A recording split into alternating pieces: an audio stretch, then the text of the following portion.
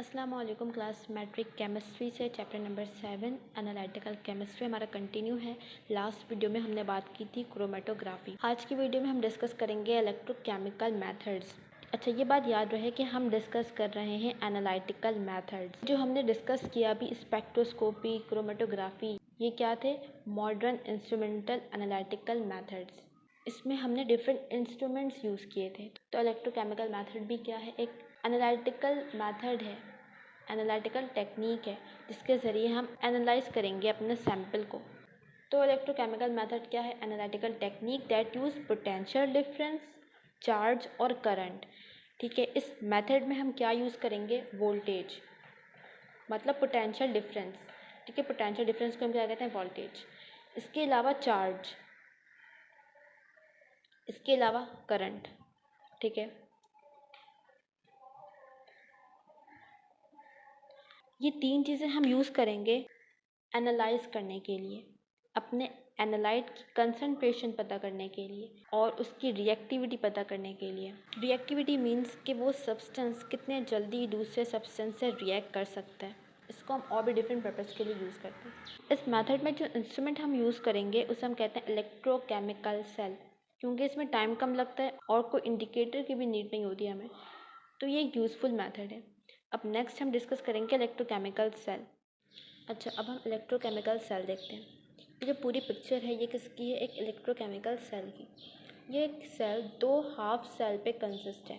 ठीक है, दो हाफ सेल्स हैं। इन हाफ सेल में इलेक्ट्रोड्स हैं और एक इलेक्ट्रोलाइट है। अगर हम इस सेल की बात करें तो इसमें एक इलेक्ट्रोड है। इलेक्ट्रोड क्या होता है? मेटल का एक रॉड होता है।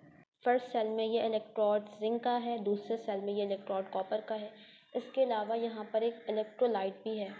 यहाँ पर जिंक सल्फेट है, यहाँ पर कॉपर सल्फेट है। यहाँ पर इन दोनों इलेक्ट्रोड को हमने वायर से ज्वाइन किया हुआ है। सेंटर में एक पोटेंशियोमीटर अटैच है। पोटेंशियोमीटर यहाँ पे वोल्टेज मेजर करता है। ठीक है, इसके अलावा यहाँ पर एक इस तरह का कनेक्शन है, इसे हम कहते हैं सॉल्ट ब्रिज। सॉल्ट ब्रिज बना होता है KCl से, पोटेशियम क्लोराइड। सॉल्ट ब्रिज का क्या काम है? ये इन दोनों हाफ सेल को ज्वाइन कर रहा है। देखो, अगर हम इस सॉल्ट ब्रिज को निकाल दें तो ये दोनों सेल अलग हो जाएंगे। ठीक है, लेकिन ये सॉल्ट ब्रिज एक कनेक्शन प्रोवाइड कर रहा है। यहाँ पर क्या होगा कि आयंस मूव करेंगे, तो आयंस यहाँ से पास होके इस दूसरे सेल में जा सकते हैं। ठीक है, तो ये क्या कर रहा है? एक रास्ता प्रोवाइड कर रहा है आयंस के लिए कि वो एक सेल से निकलकर दूसरे सेल में जा सकें। एक कनेक्शन प्रोवाइड कर रहा है बिटवीन टू हाफ सेल। और इसका एक फ़ायदा ये भी है कि ये इन सॉल्यूशन को मिक्स नहीं होने दे रहा, मतलब बिना मिक्स किए कनेक्शन बना रहा है। तो ये इसकी सिग्निफिकेंस है, इसका यूज़ है। अच्छा, अब इस सेल में होती है ऑक्सीडेशन और रिडक्शन। ऑक्सीडेशन क्या होता है? Loss of electron. जहाँ पर भी इलेक्ट्रॉन लॉस होगा वहाँ पर क्या हो रही होगी? ऑक्सीडेशन। रिडक्शन क्या होता है? गेन। अगर इस इलेक्ट्रॉन को कोई एटम गेन कर ले, इसका मतलब वो रिड्यूस हो गया, वहाँ पर रिडक्शन हुई है। तो याद रखना, ऑक्सीडेशन हमेशा होती है एनोड पर। ये जो इलेक्ट्रोड्स है ना, इन पर कोई चार्ज नहीं होता। ठीक है, सिंपल ये क्या होते हैं? मेटल की प्लेट। लेकिन ऐसा इलेक्ट्रोड जहाँ पर इलेक्ट्रॉन लॉस हो रहे होते हैं उन्हें हम कह देते हैं एनोड। वो मेटल प्लेट जहाँ पर इलेक्ट्रॉन का गेन हो रहा होता है उसको हम क्या देते हैं? कैथोड। ठीक है, तो ऑक्सीडेशन हमेशा एनोड पर होती है, रिडक्शन हमेशा कैथोड पर होगी। तो यहाँ पर जो जिंक प्लेट है ये एज एन एनोड बिहेव कर रही है, ये इलेक्ट्रॉन लॉस कर रही है। और यहाँ कैथोड पर क्या हो रहा है? इलेक्ट्रॉन का गेन। तो इस तरह से इलेक्ट्रॉन फ्लो हो रहा है और करंट बन रहा है। ठीक है, इलेक्ट्रॉन का फ्लो होने का क्या मतलब है? कि करंट प्रोड्यूस हो रहा है, करंट फ्लो हो रहा है। अब करंट फ्लो होने की वजह से इस वोल्ट मीटर में हमें डिफ्लेक्शन मिलेगी। जब तक करंट फ्लो होगा वोल्ट मीटर में डिफ्लेक्शन मिलेगी, वोल्ट मीटर रीडिंग शो कर रहा होगा। लेकिन जैसे ही करंट का फ्लो स्टॉप हो जाएगा वोल्ट मीटर ज़ीरो पर आ जाएगा। जब इक्विलिब्रियम आ जाएगा तो करंट का फ्लो रुक जाएगा और वोल्ट मीटर ज़ीरो पर आ जाएगा। अब ये तो बात हो गई इलेक्ट्रोकेमिकल सेल की।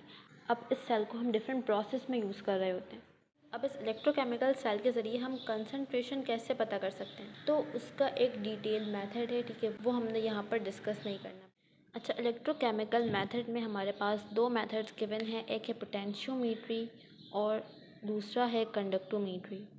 अच्छा, ये जो टॉपिक्स हैं ये बहुत डिटेल्ड टॉपिक्स हैं, क्योंकि बुक में इसके बारे में बस 1-2 पॉइंट लिखा है, तो बस उन्हीं 1-2 पॉइंट्स को जहन में रखना है।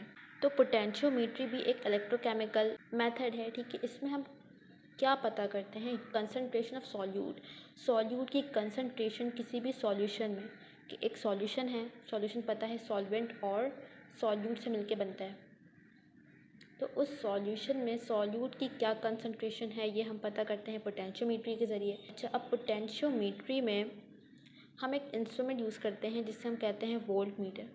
तो वोल्ट मीटर के ज़रिए हम किसी भी सॉल्यूशन में सॉल्यूट की कंसंट्रेशन पता कर सकते हैं। दूसरा है कंडक्टोमीट्री। कंडक्टोमीट्री में हम पता करते हैं इलेक्ट्रिकल कंडक्टेंस, कि कोई भी हमारे पास सब्सटेंस है वो कितना इलेक्ट्रिसिटी कंडक्ट कर सकता है। कंडक्टेंस मतलब क्या है, कि इलेक्ट्रिसिटी पास करवाना। जैसे कि कुछ सॉल्यूशंस हमारे पास ऐसे होते हैं जो इलेक्ट्रिसिटी को पास करवाते हैं, कुछ सॉल्यूशंस ऐसे होते हैं जो इलेक्ट्रिसिटी पास नहीं होने देते।